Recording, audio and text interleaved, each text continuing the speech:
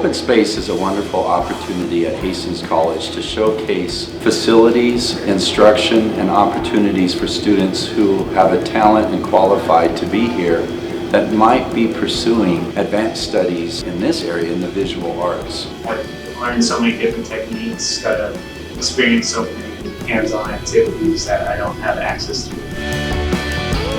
I've never had the opportunity to go to an art camp before, so that's really exciting because all the sports people have their thing, but now we have ours.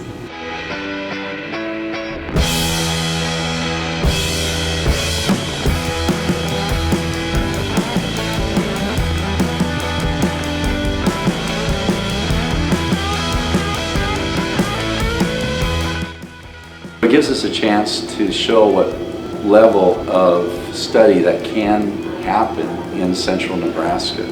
It's really opened my eyes to other opportunities of art careers in the future that, welding was something I didn't know you could really sculpture that much stuff and just have that awesome, amazing experience. For me, just knowing that I can go into almost any field and maintain my artistic side, that's opened up my mind to a lot of different careers. That willingness to develop and improve and mature, and it's not just an activity thing that we're doing here.